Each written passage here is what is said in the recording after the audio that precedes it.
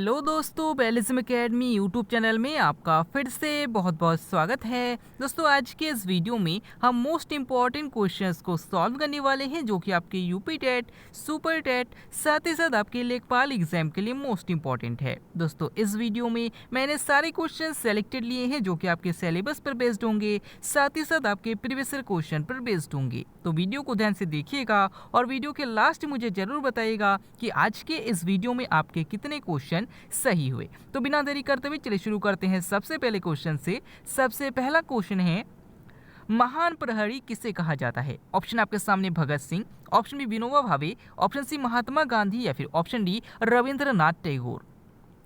इसका सही आंसर हो जाएगा ऑप्शन डी रविंद्रनाथ टैगोर। दोस्तों, याद रखिएगा कि रविंद्रनाथ टैगोर को ही महान प्रहरी कहा जाता है। अगर आपसे पूछा जाता है कि रविंद्रनाथ टैगोर को महान प्रहरी की संज्ञा किसने दी, तो याद रखिएगा महात्मा गांधी ने दी। अगला क्वेश्चन, बाघ को राष्ट्रीय पशु कब घोषित किया गया? ऑप्शन आपके सामने 1972, ऑप्शन में 1973, ऑप्शन से 1992 या फिर ऑप्शन डी 2006।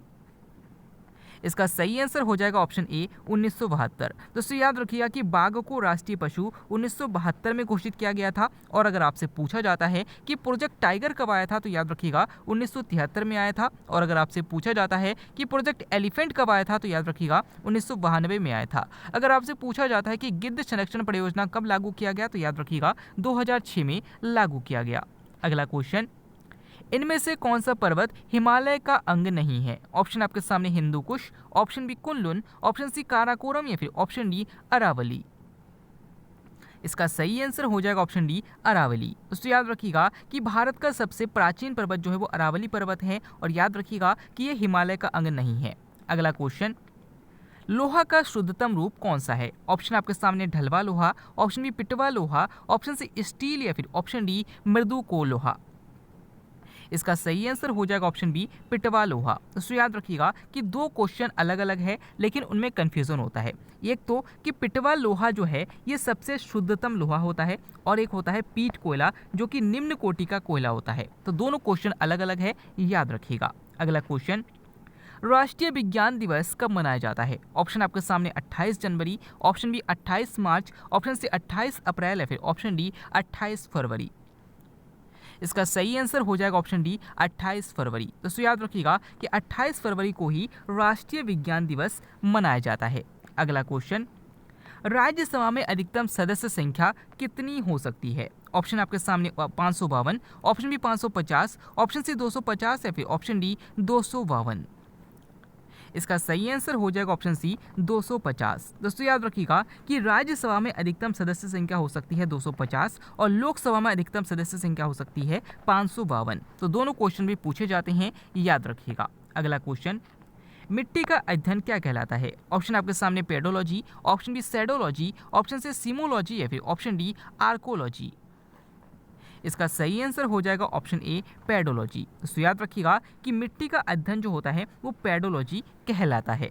अगला क्वेश्चन, बड़े आकार वाला ज्वालामुखी उद्गार छिद्र क्या कहलाता है? ऑप्शन आपके सामने caldera, option C crater, option C ग्रेसर या फिर ऑप्शन डी मोहे।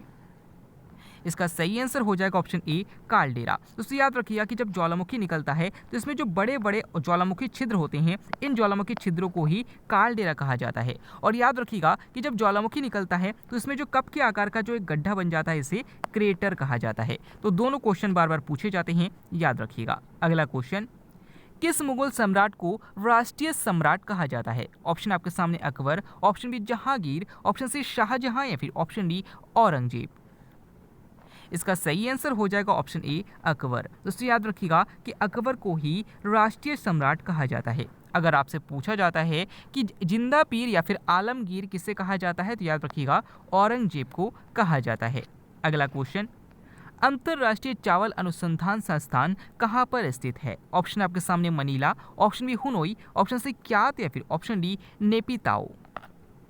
इसका सही आंसर हो जाएगा ऑप्शन ए मनीला। तो याद रखिएगा कि अंतर्राष्ट्रीय चावल अनुसंधान संस्थान जो है वो मनीला फिलीपींस में है। अगर आपसे पूछा जाता है कि केंद्रीय चावल अनुसंधान संस्थान कहाँ पर है, तो याद रखिएगा उड़ीसा के कटक में है।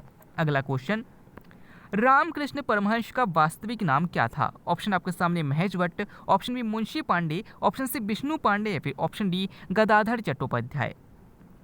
इसका सही आंसर हो जाएगा ऑप्शन डी गदाधर चट्टोपाध्याय। दोस्तों याद रखिएगा कि स्वामी विवेकानंद के जो गुरु थे वो रामकृष्ण परमहंस थे और इनका जो वास्तविक नाम था वो गदाधर चट्टोपाध्याय था।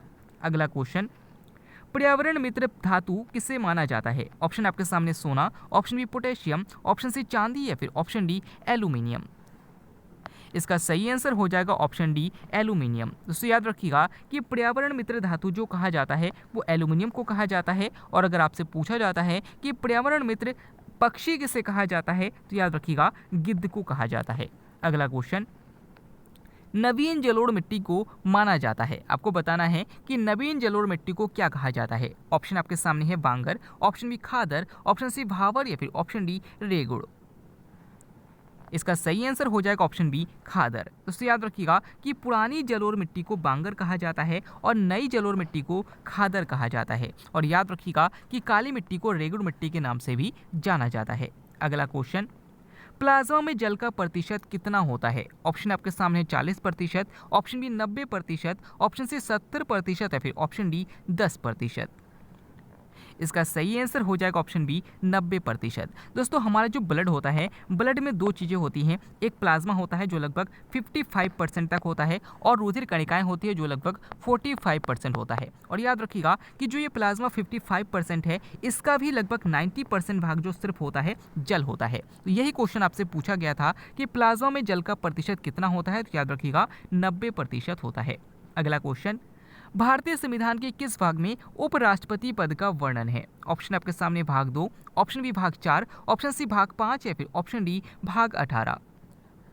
इसका सही आंसर हो जाएगा ऑप्शन सी भाग 5। दोस्तों याद रखिएगा कि भारतीय संविधान के भाग 5 में उपराष्ट्रपति पद का उल्लेख है। भारतीय संविधान के भाग 2 में नागरिकता का प्रावधान है, भारतीय संविधान के भाग 4 में नीति निर्देशक तत्व का प्रावधान है और भाग 18 में आपातकाल का प्रावधान है। अगला क्वेश्चन, भारतीय नागरिकता अधिनियम में अब तक कितनी बार संशोधन हो चुका है? ऑप्शन आपके सामने 2 बार, ऑप्शन बी 6 बार, ऑप्शन सी 4 बार या फिर ऑप्शन डी 8 बार। इसका सही आंसर हो जाएगा ऑप्शन बी 6 बार। दोस्तों याद रखिएगा कि भारतीय नागरिकता अधिनियम 1955 में अब तक 6 बार संशोधन हो चुका है। आपको पता है कि 2019 में एनआरसी वाला जो मामला आया था उसी में एक बार संशोधन किया गया था। तो याद रखिएगा इसमें अब तक टोटल 6 बार संशोधन हो चुका है।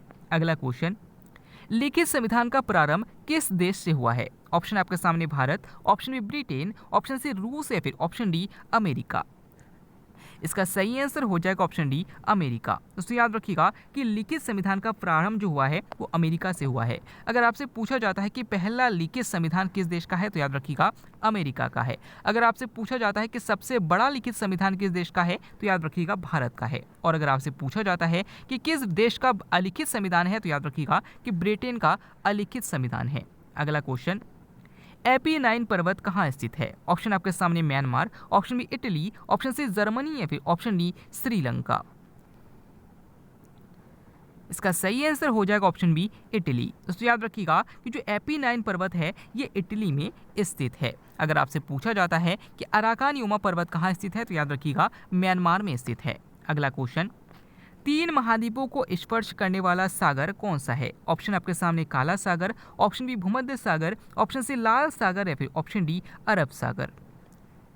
इसका सही आंसर हो जाएगा ऑप्शन बी भूमध्य सागर। दोस्तों याद रखिएगा कि 3 महाद्वीपों को स्पर्श करने वाला जो सागर है ये भूमध्य सागर है, यानी कि ये यूरोप को भी स्पर्श करता है, एशिया को भी स्पर्श करता है और अफ्रीका को भी स्पर्श करता है। अगला क्वेश्चन, मेरियाना ट्रेंच किस महासागर में स्थित है? ऑप्शन आपके सामने प्रशांत महासागर, ऑप्शन बी हिंद महासागर, ऑप्शन सी अटलांटिक महासागर या फिर ऑप्शन डी इनमें से कोई नहीं।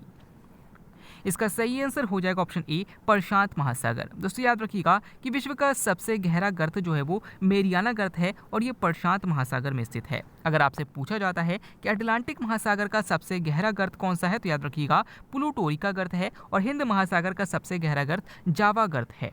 अगला क्वेश्चन, ग्रीन मफलर का संबंध किससे है? ऑप्शन आपके सामने वायु प्रदूषण, ऑप्शन बी ध्वनि प्रदूषण, ऑप्शन सी जल प्रदूषण या फिर ऑप्शन डी मृदा प्रदूषण। इसका सही आंसर हो जाएगा ऑप्शन बी ध्वनि प्रदूषण। दोस्तों याद रखिएगा कि जहां पर बहुत अधिक मात्रा में ध्वनि प्रदूषण होता है तो वहां पर बहुत अधिक मात्रा में वृक्ष लगा दिए जाते हैं, जिससे कि ये जो ध्वनि है ये वृक्ष के माध्यम से छन जाते हैं और पॉल्यूशन की मात्रा कम हो जाती है। तो याद रखिएगा कि इसी को ग्रीन मफलर कहा जाता है।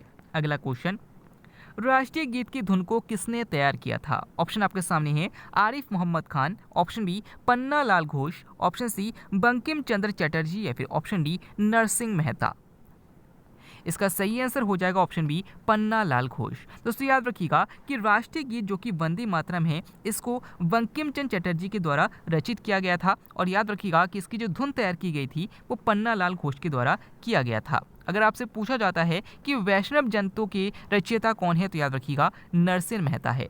अगला क्वेश्चन, नेक्स्ट क्वेश्चन है मधुमेह रोगियों के मूत्र में किसकी अधिकता होती है? ऑप्शन आपके सामने glucose, option B fructose, option C cellulose या फिर ऑप्शन डी अमोनिया।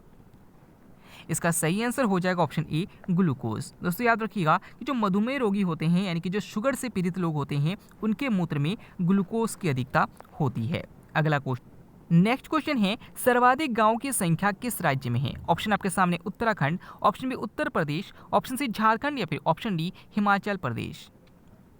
इसका सही आंसर हो जाएगा ऑप्शन बी उत्तर प्रदेश। दोस्तों याद रखिएगा कि सर्वाधिक गांव की संख्या जो है वो उत्तर प्रदेश में स्थित है। अगर आपसे पूछा जाता है कि सबसे अधिक नगरों की संख्या किस राज्य में है तो याद रखिएगा उत्तर प्रदेश में ही है। आज का क्वेश्चन आपके लिए ये है कि सबसे अधिक सड़कों की संख्या किस राज्य में है? दोस्तों इस क्वेश्चन के आंसर आपको कमेंट के द्वारा बताना है।